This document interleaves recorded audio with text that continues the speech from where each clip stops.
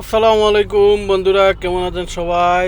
তো আজকে একটু বেরোইলাম, ঢাকায় আসলাম। এটা হচ্ছে কি মিরপুর 10-11, এই উপরে হচ্ছে কি মেট্রো রেলের নিচ দিয়ে যাচ্ছি। মিরপুর 10 পার হইলাম, সামনে মিরপুর 11।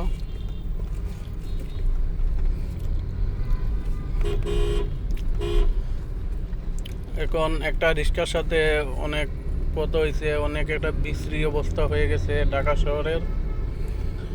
রিক্সা সামনে আগাইছে, তারপর প্রাইভেট গাড়ি একটা চলে আসছে সামনে, আবার পিছনে আমি। তো ও বেঁকে দিবে, পিছন দেখবে না, না দিকে ঠাস করে বেঁকে দিছে। আমি যদি টান না দিয়ে সরাইতাম, আমারে বাধাই দিতাম। তো এগুলো আসলে মিজাজ ঠিক রাখার মতো না, রিক্সার যে কার্যকলাপগুলা। তো আমার একটাই দাবি যে মেইন রাস্তাগুলোর থেকে যেন রিক্সাগুলা, বিশেষ করে অটো রিক্সাগুলা সরাই নেওয়া হয়। ওরা আসলে গাড়ি চলতেই সমস্যা করে, যে এক একটা কীভাবে মানে কেমনে কীভাবে ঘুরায়, সাথে সাথে ঘুরে এলায়।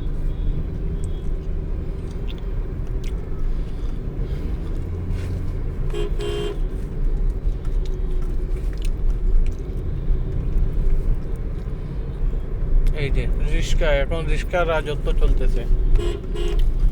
কি আর বলবো, কিছু বলার নাই, শুধু দেখার পালা। রিক্সার পালা, শুধু রিক্সা। কয়েকদিন পরে কিবা প্রাইভেট গাড়ি উঠে দেয়, শুধু রিক্সা চলবে।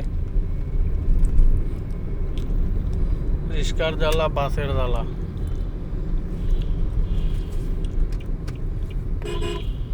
এই যে ঠিক ইয়ার সাথে পাল্লা দিয়ে চলতেছে,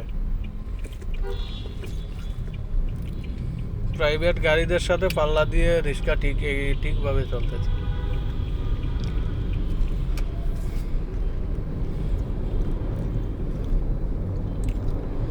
আসলে এই রিক্সা সাথে করে এভাবে গাড়ি চালানো খুবই রিস্ক।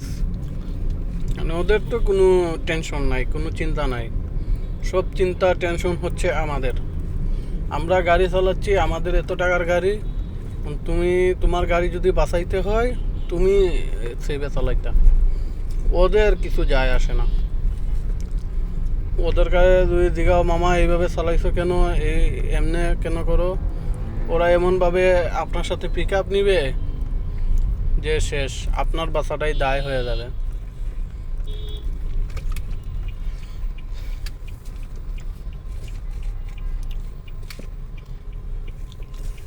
এটা হচ্ছে মিরপুর 11।